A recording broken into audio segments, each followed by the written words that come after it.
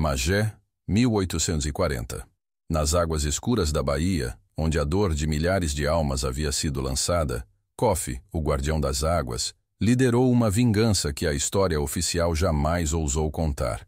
Na calada daquela noite, as correntes que um dia prenderam seus irmãos se tornaram a arma. Os traficantes, liderados pelo cruel capitão Faria, foram arrastados para as profundezas, suas vidas engolidas pelo mesmo mar que testemunhara sua barbárie.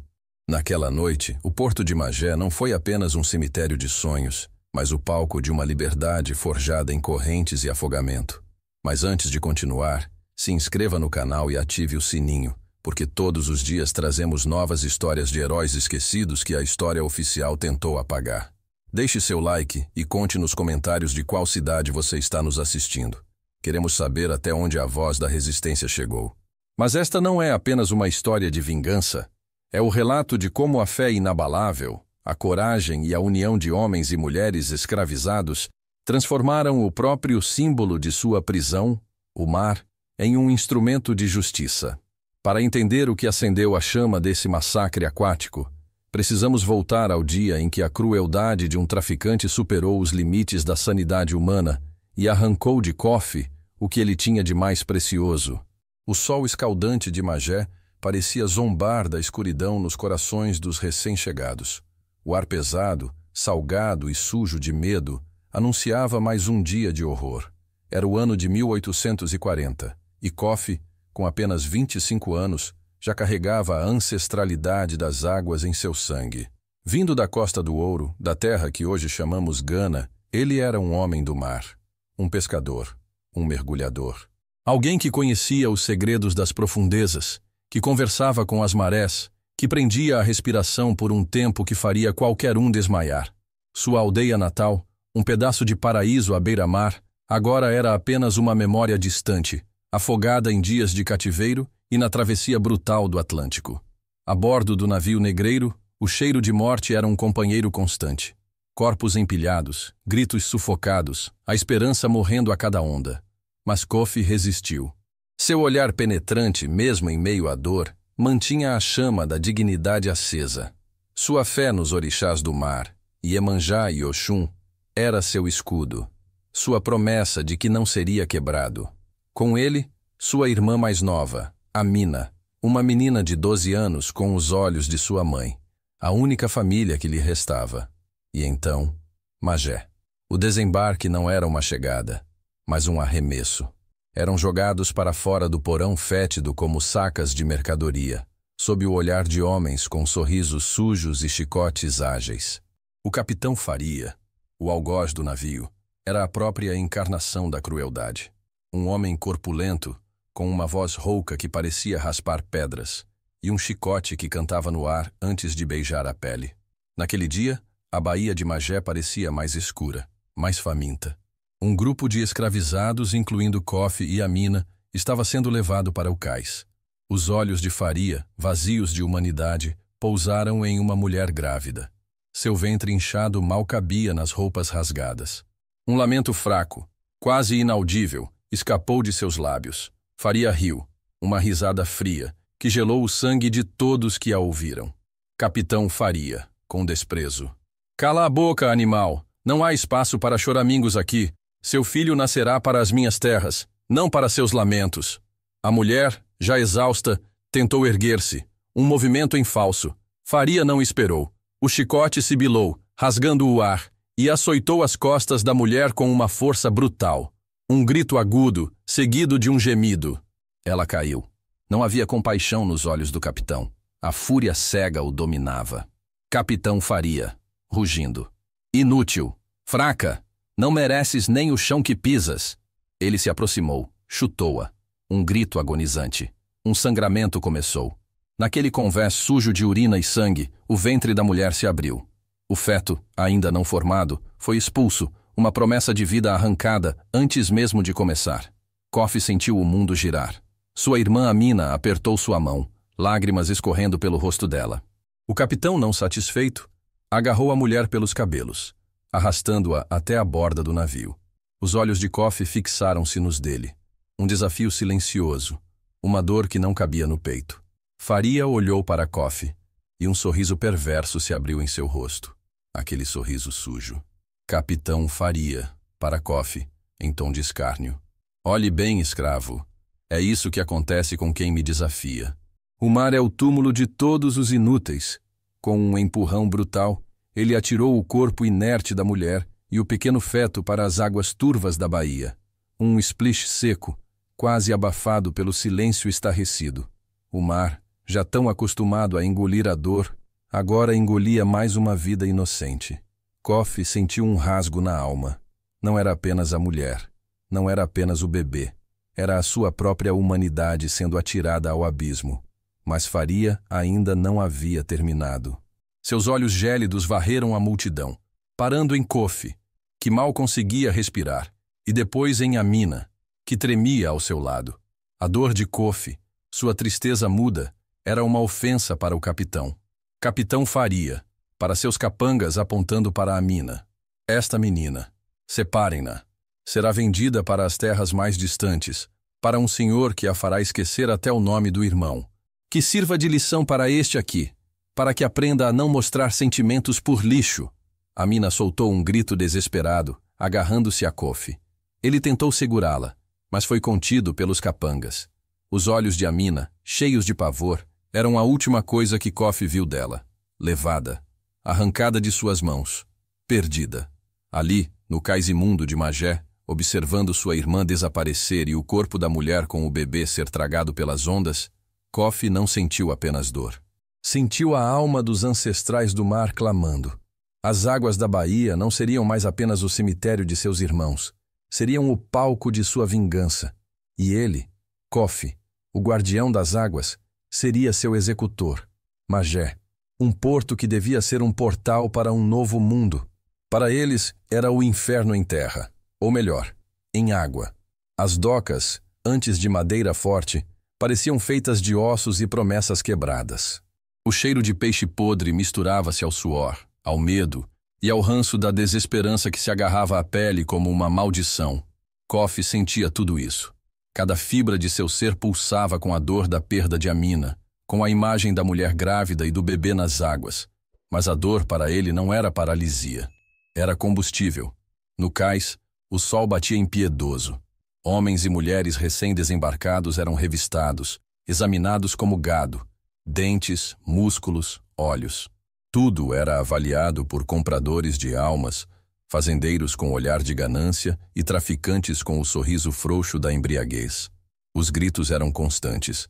Os chicotes estalavam no ar, rasgando a carne, mas também rasgando o silêncio de um Deus que parecia ter abandonado aquele lugar.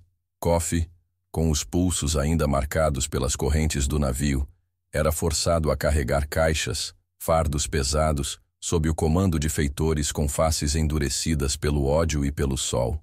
Ele via a brutalidade a cada instante.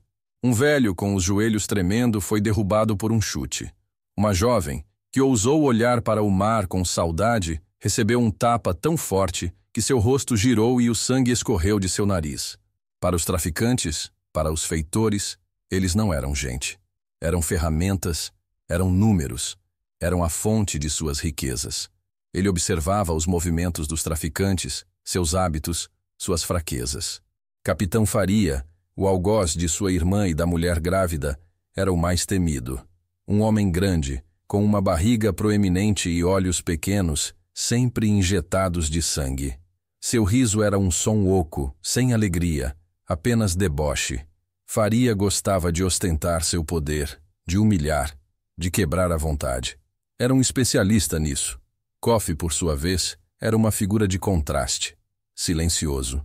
Seus músculos definidos, herança de uma vida inteira lidando com as redes e as corças do mar, moviam-se com uma graciosidade quase felina, mesmo sob o peso das cargas. Seu olhar, antes de dor, agora era de uma observação fria e calculada. Nada passava despercebido. Os horários de troca de guarda, a quantidade de bebida consumida à noite, os caminhos mais escuros e as passagens mais escondidas.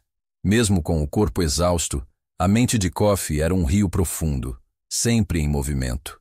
Durante as poucas horas de descanso, amontoado com outros escravizados em barracões fétidos, ele fechava os olhos, Não para dormir, mas para se conectar. Ele voltava para as águas, respirava, inspirava a força dos ancestrais, a sabedoria das ondas. Sua habilidade de prender a respiração por longos minutos não era apenas um dom físico, era uma meditação, um portal para o mundo espiritual. Quando o calor era sufocante e a sede queimava a garganta, ele se imaginava mergulhando. Sentia a pressão da água em seus ouvidos, a luz diminuindo, o silêncio do fundo do mar. Lá não havia chicotes, não havia gritos, apenas a vastidão, a paz e a presença de Iemanjá e Oxum, as deusas das águas que ele reverenciava desde menino. Elas eram seu consolo e agora sua inspiração para a justiça. Certa tarde, enquanto descarregavam um navio, um dos fardos pesados escorregou e caiu na água barrenta da baía.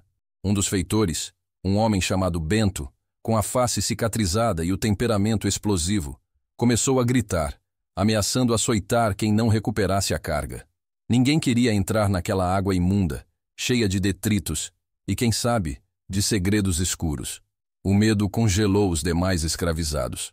Kofi deu um passo à frente. Kofi, voz baixa, calma, mas firme. Eu pego. Bento, surpreso, deu um sorriso de escárnio. Bento, rindo. O mergulhador da Costa do Ouro? Vá lá então. Mas se não trouxer, sua pele pagará. E se demorar também. Sem hesitar, Kofi tirou a pouca roupa que tinha e pulou na água. O choque do frio e da sujeira não o abalou. Ele sentiu a correnteza fraca, as ondulações. Seus olhos, acostumados à penumbra subaquática desde criança, varreram o fundo turvo. Ele nadou com a agilidade de um peixe, mergulhando mais fundo do que qualquer um esperava. Os outros escravizados no cais observavam, prendendo a respiração junto com ele.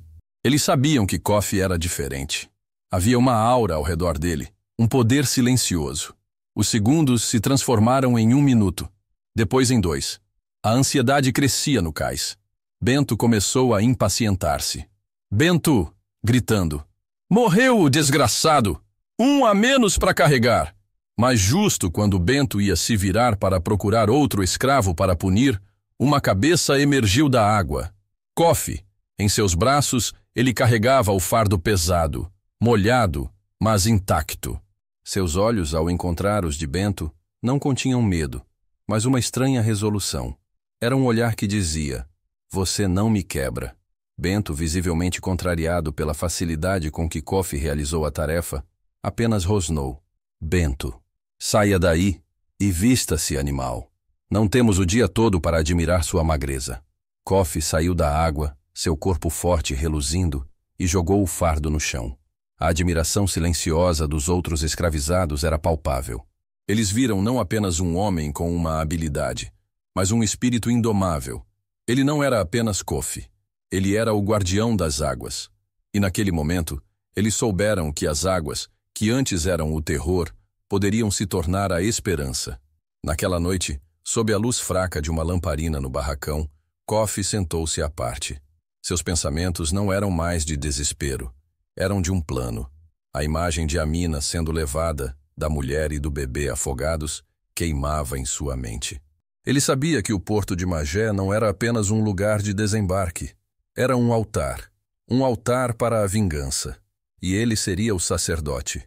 A noite engolia Magé, mas a escuridão no coração de Kofi era mais profunda.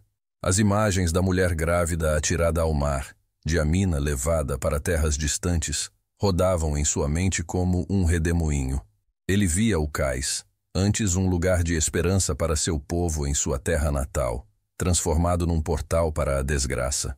O mar, sua vida, seu lar, sua fé, agora era o túmulo de inocentes. Mas aquela dor não o paralisou. Ela o moldou.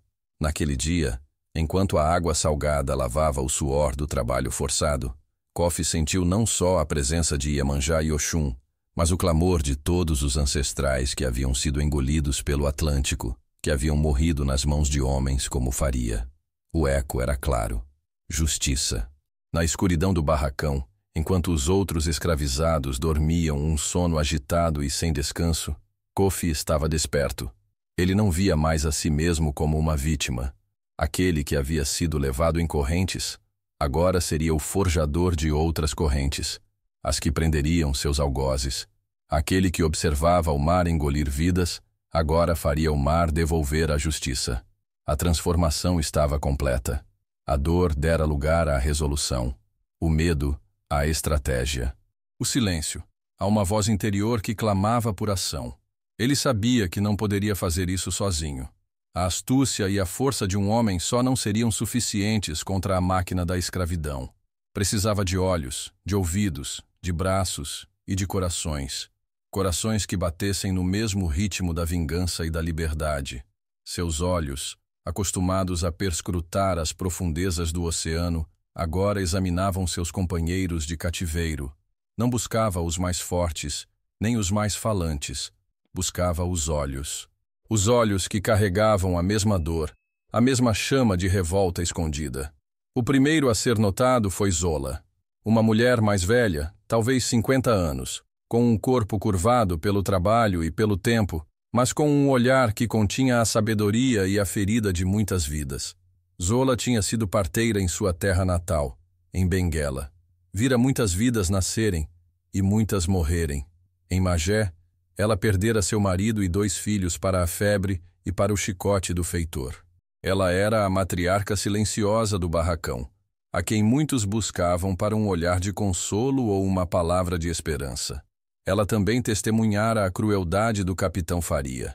Seus olhos, ao ver o corpo da mulher grávida no mar, haviam ardido com uma fúria contida. Uma noite, enquanto Zola preparava uma infusão de ervas para acalmar a tosse de uma criança, Kofi se aproximou dela. O silêncio era tão denso que a conversa parecia um sussurro do vento. Kofi, voz grave, quase inaudível. As águas chamam, Zola.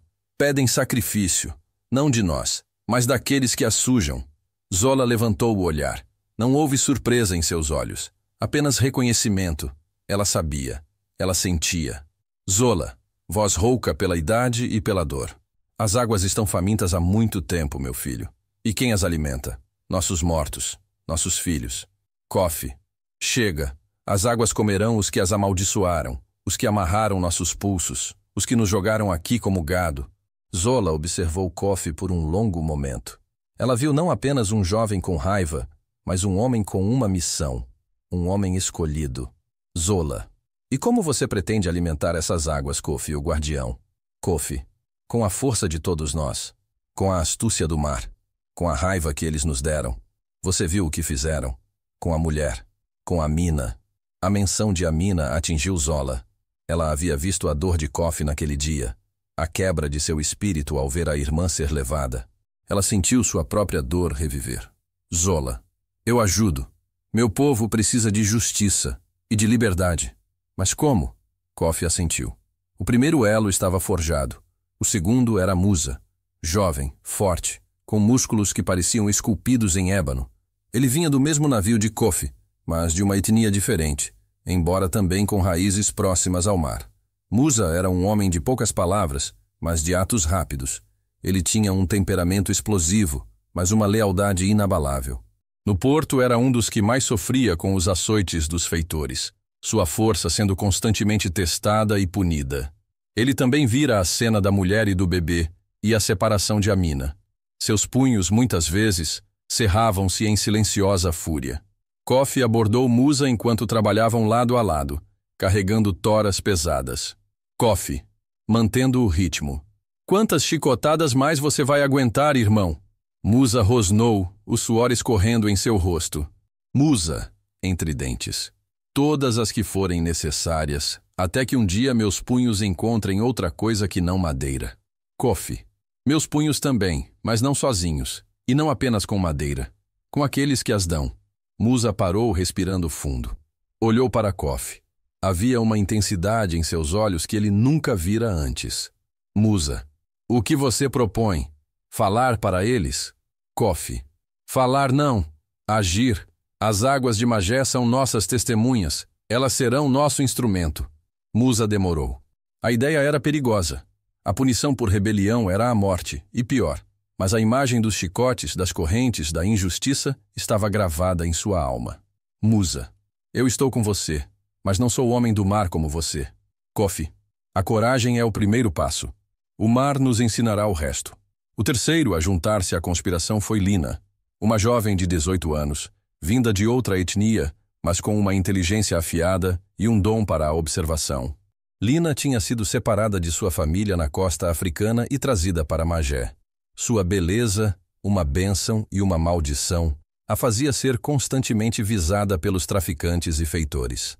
Ela era frequentemente forçada a servir dentro da casa principal, limpando, cozinhando e, por vezes, submetida a humilhações indizíveis.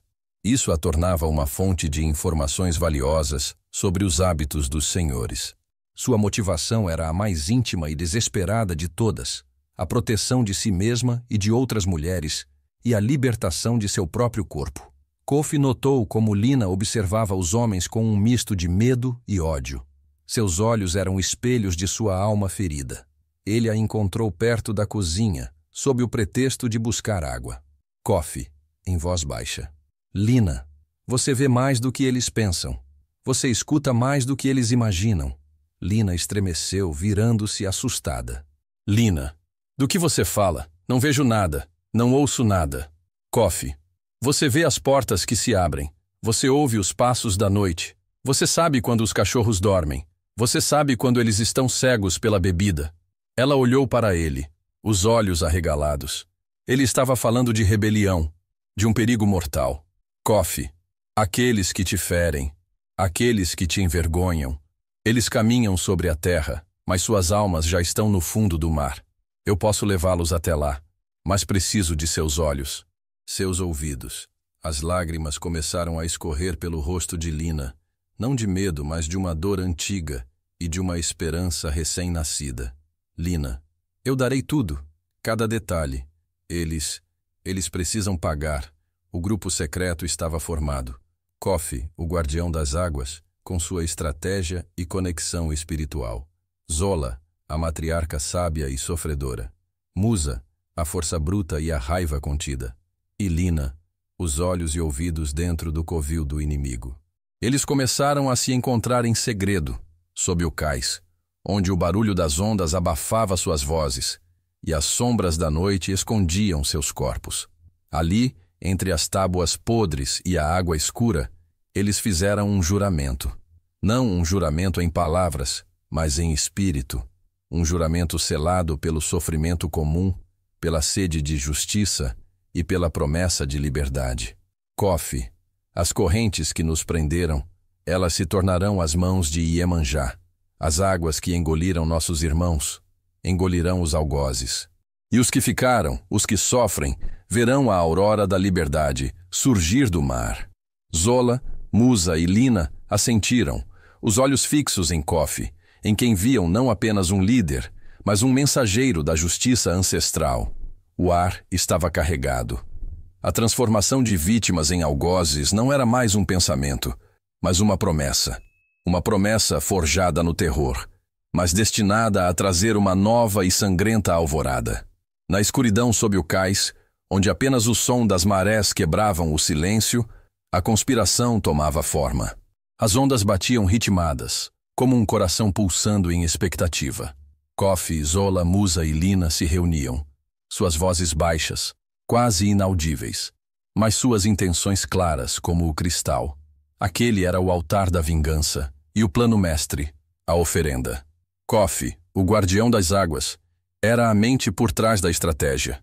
Ele havia estudado o porto, as rotinas dos traficantes, as marés. Nada era aleatório. Tudo era calculado. Kofi, voz grave, apontando para as águas escuras. A Baía é nosso aliado. Ela engoliu nossos irmãos. Agora, engolirá seus algozes. Não será um ato de fúria cega, mas a justiça do mar. Zola, com sua sabedoria ancestral, ouvia atentamente. Seus olhos, que viram tanta dor, agora brilhavam com uma esperança sombria. Zola. A ira é fogo, Kofi, mas a água apaga o fogo. Precisamos de um plano que seja como a maré, inexorável. Kofi. E será. Eles confiam na terra, na força de seus chicotes. Nós confiaremos na água, na força de nossos ancestrais. O primeiro passo é o tempo. Quando eles estão mais vulneráveis, Lina, a espiã silenciosa, interveio, sua voz um sussurro agudo. Lina, sempre após a chegada de um navio, a celebração, a bebida, o capitão Faria e seus homens se enchem de vinho. Ficam cegos. É quando as portas da casa principal ficam abertas. A guarda é frouxa. Kofi assentiu. A informação de Lina era preciosa. A embriaguez. A distração. A data não seria um dia santo, mas um dia de profanação. O dia da chegada de mais almas acorrentadas. Kofi. Ótimo. A chegada de um navio. A noite em que suas almas se regozijam com nosso sofrimento. Essa será a noite em que o mar os reclamará. Mas como atraí-los para o cais, no escuro, sem despertar suspeitas?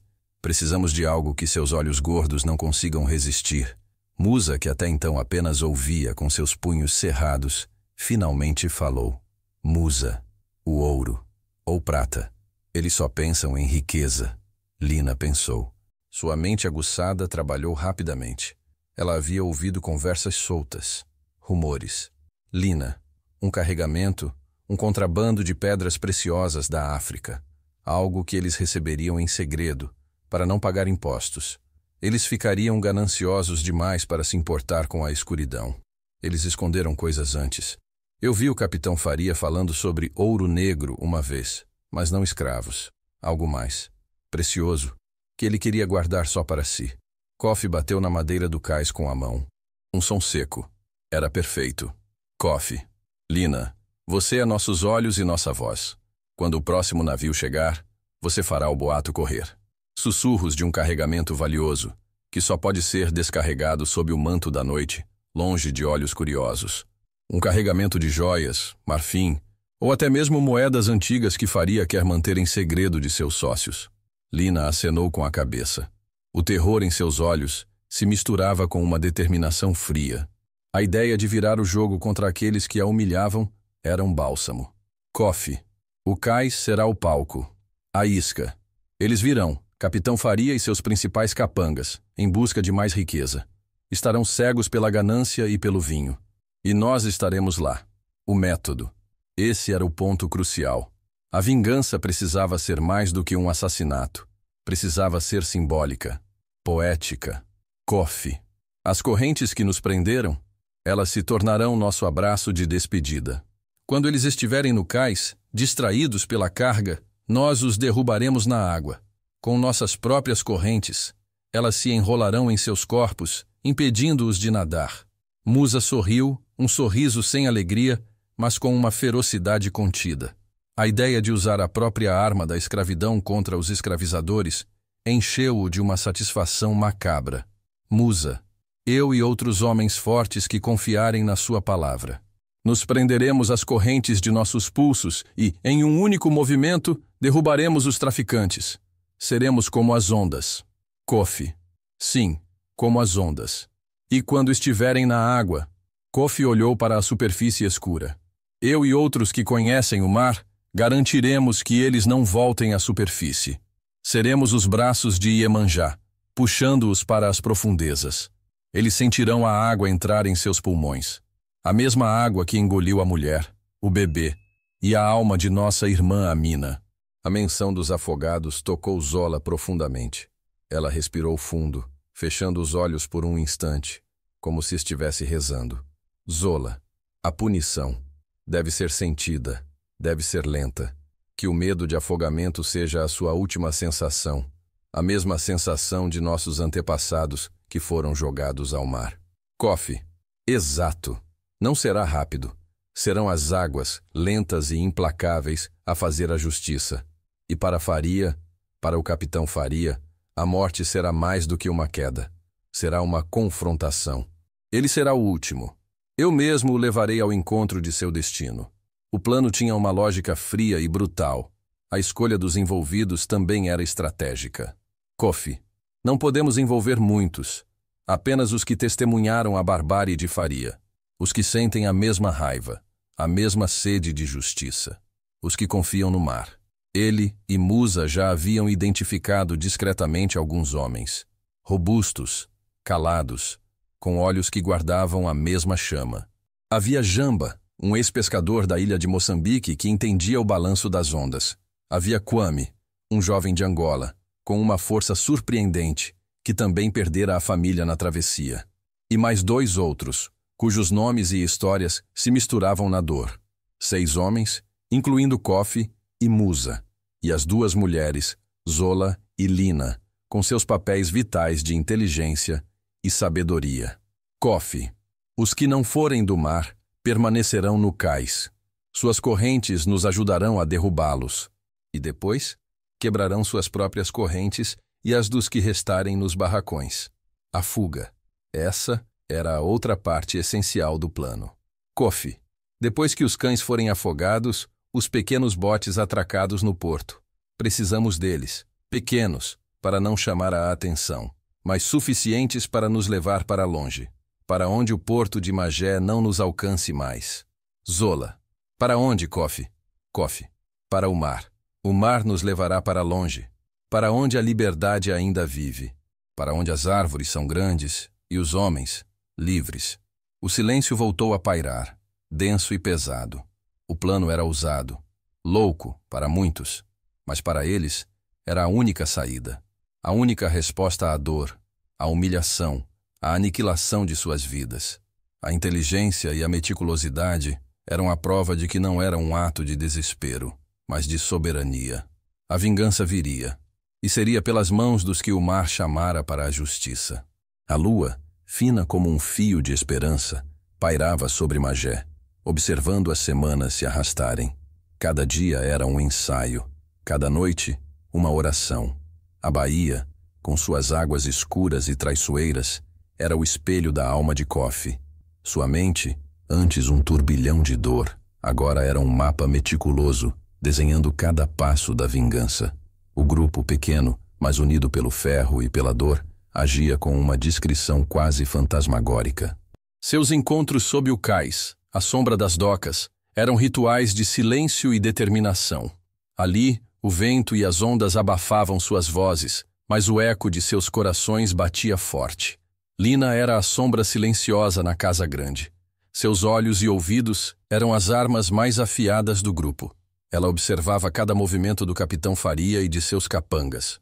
Notava a quantidade de aguardente consumida nas noites de descarrego, os risos estrondosos que se transformavam em vozes arrastadas, a sonolência dos sentinelas. Lina, sussurrando, olhos fixos em Kofi. O capitão Faria, ele gosta de vinhos fortes, trazidos em garrafas de longe. E o feitor Bento, ele dorme pesado depois de beber. Sempre a mesma sentinela, um homem velho e cego de um olho, que se encosta na parede do armazém e ronca. Kofi absorvia cada detalhe. A precisão era a chave. Ele sabia que o plano dependia da fraqueza do inimigo, e a bebida era a maior delas. A preparação das armas era um trabalho árduo e invisível. As correntes, essas mesmas que os atavam, seriam suas aliadas. Durante o trabalho, disfarçados entre o barulho dos fardos e os gritos dos feitores, Musa e Jamba examinavam as argolas de ferro, não para quebrá-las, mas para entender seu peso, sua flexibilidade, como elas poderiam se enrolar e se apertar. Musa, em voz baixa para Jamba, enquanto carrega um pesado saco de café. Esta corrente, forte para segurar, mas se usada com o balanço certo, vira chicote. Jamba. Sim, e enrola, como a serpente no pescoço do veado. A ferroada deles, nossa. Eles praticavam movimentos sutis com os braços, simulando o arremesso e o giro das correntes, usando o peso e o comprimento a seu favor. Não era força bruta apenas. Era a arte da guerra oculta. Kofi, por sua vez, aproveitava qualquer momento de solidão para se conectar com as águas. Nas madrugadas, quando a maré estava mais calma, ele se esgueirava até a borda do cais. Não mergulhava, mas tocava a água. Fechava os olhos. Sentia a energia de Iemanjá e Oxum. Pedia permissão, pedia força, pedia que as águas recebessem os corpos que viriam. Zola, a velha curandeira, sussurrava orações em sua língua natal, oferecendo ervas e folhas secas à baía, pedindo proteção e sucesso para a empreitada. Zola, oferecendo folhas à água. Mãe d'água, receba nossa dor, receba nossa raiva. Dê-nos a força para que sua justiça se faça, que as almas daqueles que nos oprimiram encontrem seu fim em suas profundezas. A tensão crescia a cada dia. Era como uma corda esticada, prestes a romper. O medo da descoberta era uma sombra constante. Uma tarde, enquanto Coffee e Musa simulavam uma discussão sobre o peso de um fardo, conversando em sua língua natal, o feitor Bento passou por perto, os olhos desconfiados. Ele havia notado algo diferente no ar, uma estranha quietude em certos escravizados, uma intensidade nos olhares. Bento, rosnando, parando perto deles. O que estão cochichando, cachorros? Estão aprontando alguma coisa?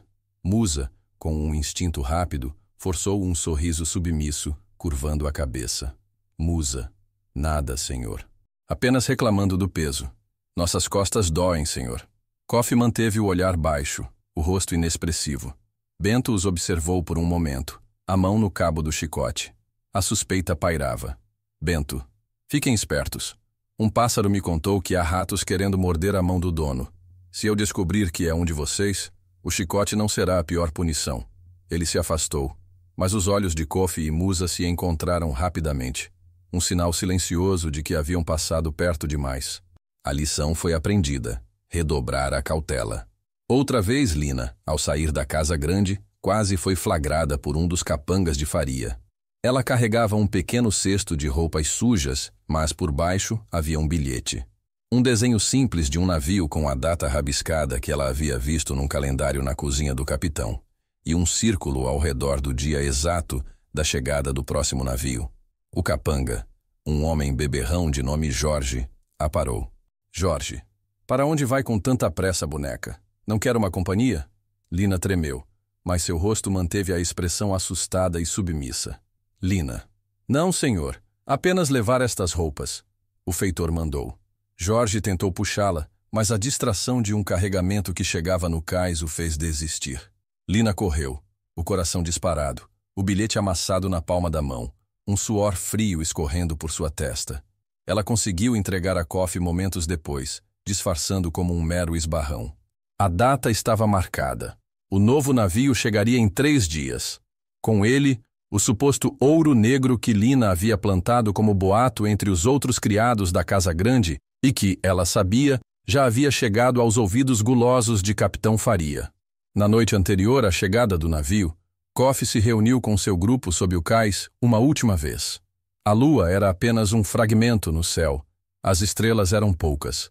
A escuridão era a cúmplice perfeita. Coffee, voz cheia de gravidade olhando para cada um. Esta noite não é sobre nós apenas. É sobre todos os que vieram antes e os que virão depois. Amanhã, ao cair da noite, as águas de Magé se abrirão para receber a justiça. Musa afiava um pedaço de madeira na areia. O som abafado. Zola fechou os olhos murmurando orações. Lina apertava as mãos. O ar estava eletrizado. A ansiedade era um chicote invisível que os fustigava. Amanhã. O cheiro de sal e morte no ar. O capitão Faria e seus homens viriam cegos pela ganância para o encontro com o ouro negro. Mas o que os esperava não era riqueza. Era o fim. Era a vingança de um povo. Era a noite das correntes. A noite engoliu o porto de Magé. A maré estava baixa, as águas escuras e lamacentas, como o fundo de um poço sem esperança. O vento sussurrava histórias antigas, mas o ar estava pesado de uma nova promessa. A de uma justiça que não viria das leis dos homens, mas das mãos dos oprimidos e das profundezas do mar. O navio negreiro, o mesmo que trouxera a última leva de almas acorrentadas, estava ancorado na distância, suas luzes fracas piscando como olhos sonolentos. Era o disfarce perfeito para o verdadeiro encontro. Na Casa Grande, Lina havia confirmado. O capitão Faria e seus homens já estavam embriagados, seus risos grotescos ecoando na penumbra. O boato do ouro negro, do carregamento secreto de joias e marfim, havia feito seu trabalho. A ganância deles era uma chama que a bebida só intensificava. Pouco antes da meia-noite, um grupo de homens, liderados por Capitão Faria, se aproximou do cais. Não eram muitos. Faria, seu feitor Bento e mais 3 capangas. 5 lobos para serem engolidos pelo mar. Eles cambaleavam, rindo alto, suas tochas balançando e criando sombras dançantes que distorciam suas feições já repulsivas. Capitão Faria, voz arrastada, com um sorriso sujo.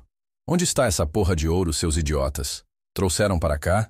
Ou está nas profundezas, esperando que eu mesmo vá buscar? Um dos capangas tropeçou, rindo ainda mais alto. Capanga 1. Calma, capitão. Lina nos disse que está em um baú, escondido sob as tábuas do cais, perto dos botes pequenos. Faria parou no meio do cais, o olhar vago perscrutando a escuridão. O silêncio dos escravizados que deveriam estar ali para descarregar a suposta carga não o preocupava. Aquele silêncio era comum. Eram animais assustados, pensava ele. Mas Coffee e seu grupo não estavam longe. Escondidos sob as tábuas do cais, nas sombras densas, seus corpos estavam tensos, como arcos prontos para disparar. Os 6 homens, Coffee, Musa, Jamba, Kwame e mais 2 outros cujos nomes se perderam na história, mas cujas ações ecoaram, seguravam suas correntes. Não as correntes que os prendiam aos pilares, mas as que usavam diariamente para carregar pesos. Correntes pesadas, enferrujadas, agora transformadas em armas. Lina, escondida em um canto escuro, observava, o coração batendo como um tambor de guerra. Zola, mais distante, em meio às sombras do barracão, murmurava orações de força e de morte. Capitão Faria e seus homens se espalharam, chutando as tábuas do cais, buscando o tesouro invisível, suas vozes cheias de expectativa. Capitão Faria. Procurem, é um baú pesado, Lina disse. Em um momento de distração, quando Faria se abaixou para tentar ver algo entre as frestas das tábuas, Coffee deu o sinal. Um movimento quase imperceptível de cabeça. Foi um raio. Um instante de fúria e precisão orquestrada. Musa foi o primeiro. Com um grito gutural que rasgou o silêncio da noite, ele se lançou. Sua corrente, pesada e comprida, girou no ar como um laço de morte, enroscando-se na cintura do capanga mais próximo. Com um puxão violento, o homem perdeu o equilíbrio. Capanga 2. Grito de terror. Que porra é essa? Os outros escravizados emergiram das sombras em um movimento sincronizado, como ondas negras. As correntes sibilavam. Jamba acertou um dos homens nas pernas, derrubando-o. Kwame, com sua força descomunal, usou sua corrente para laçar o pescoço de outro, puxando-o para a beira do cais. O feitor Bento, mais ágil do que se esperava, tentou sacar seu chicote, mas Coffee foi mais rápido.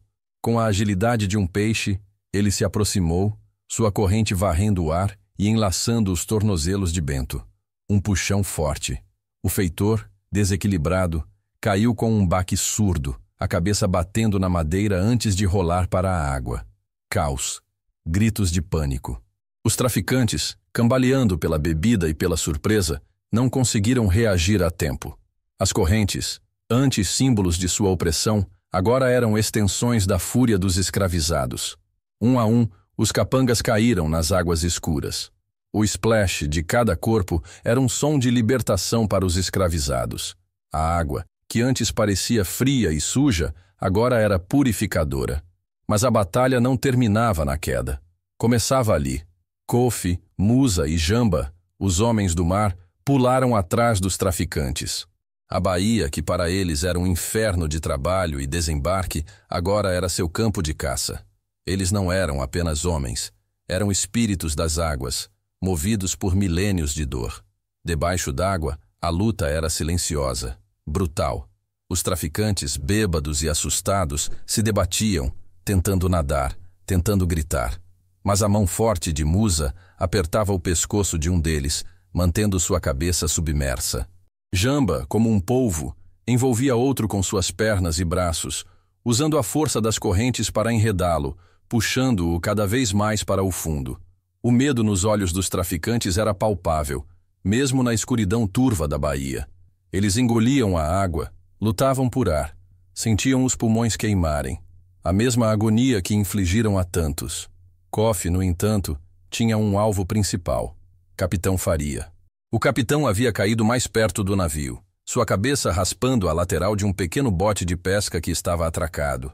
Ele se agarrava desesperadamente à madeira, tentando puxar-se para fora da água. Seu rosto, Antes cheio de escárnio, agora estava pálido de terror. Ele sabia que não era um simples assalto. O olhar dos escravizados não era de roubo, era de vingança. Coffee emergiu silenciosamente, como um fantasma das profundezas. Ele agarrou Faria pela perna, puxando-o para longe do bote. Faria soltou um grunhido de pavor, debatendo-se com toda a sua força, mas a mão de Coffee era inquebrável. Capitão Faria, engasgando, tentando lutar. Não, seu animal, eu te mato! Coffee não respondeu. Suas ações eram a única resposta. Ele empurrou Faria para longe do cais, para o centro do pequeno círculo de morte aquática. Os outros traficantes já haviam parado de se debater, seus corpos flutuando inertes por um instante antes de serem puxados para o fundo pela correnteza fraca. Coffee, com Faria em suas mãos, não o afogou rapidamente. Ele o manteve submerso por alguns segundos.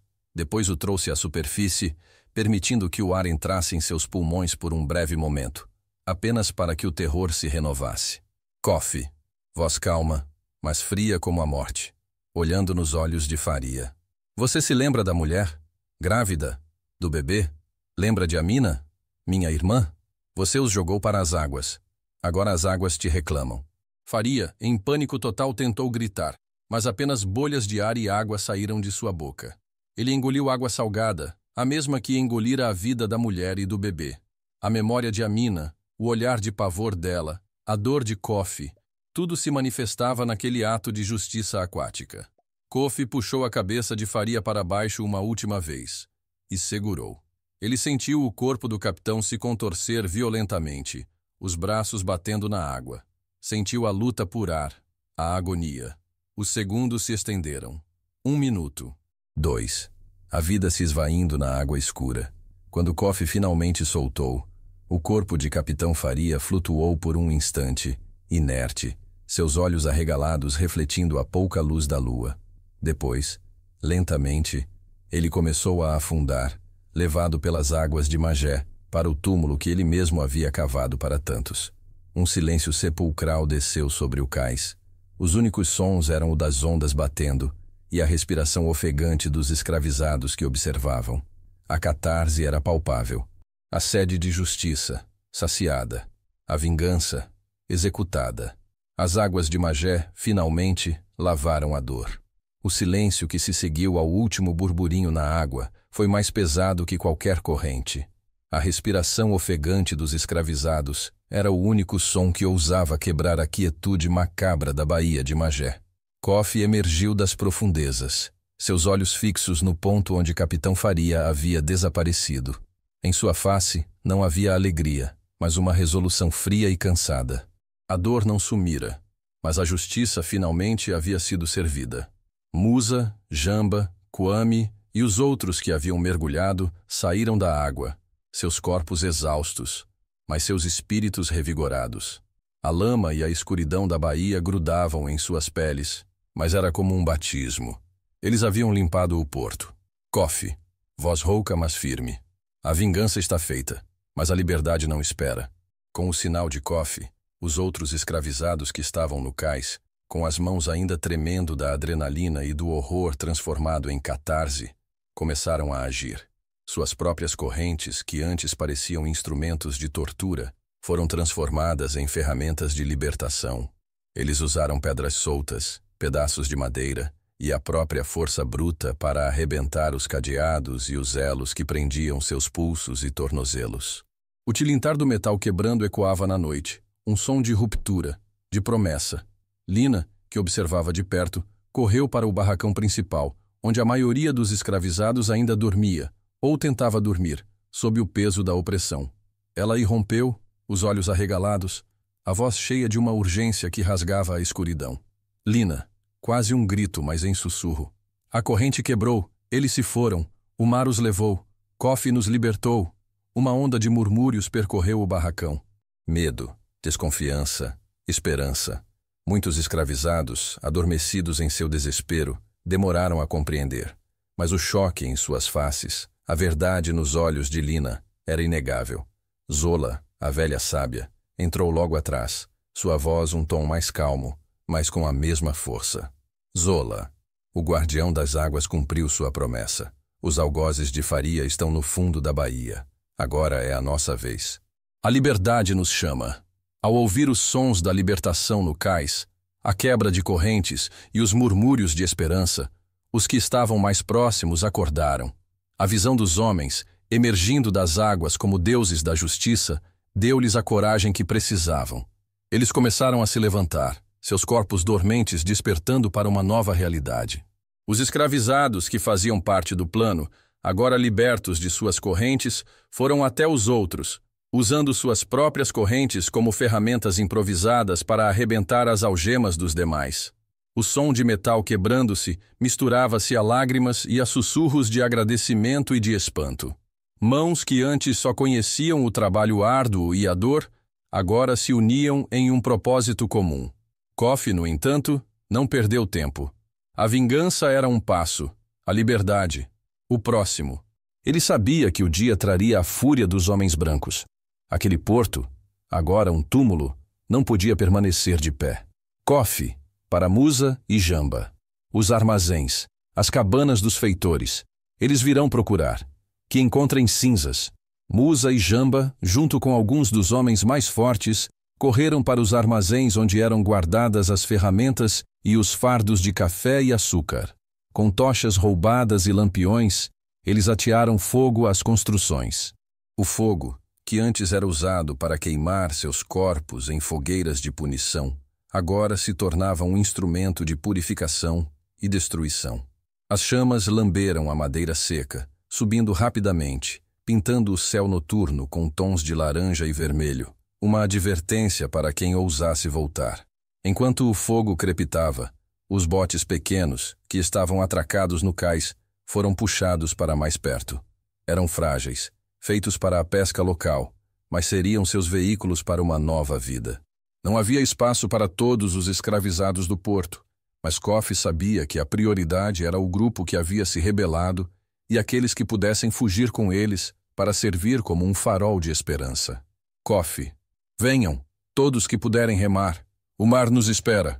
Cerca de 20 escravizados, incluindo Zola e Lina, mas principalmente homens e mulheres jovens e fortes que haviam presenciado a barbárie, correram para os botes. Eles se apertaram, seus corpos juntos, sentindo o balanço da pequena embarcação. Muitos choravam. Outros tinham um olhar fixo no horizonte escuro, uma mistura de medo e expectativa. Os primeiros remos cortaram a água. Silenciosamente, com a urgência de quem foge da morte, os botes se afastaram do cais em chamas. As labaredas dos armazéns iluminavam suas figuras que se tornavam cada vez menores, desaparecendo na escuridão vasta da baía. Eles remavam em direção à incerteza, mas também em direção à liberdade. O porto de Magé ficou para trás, um palco de vingança e um farol de fogo.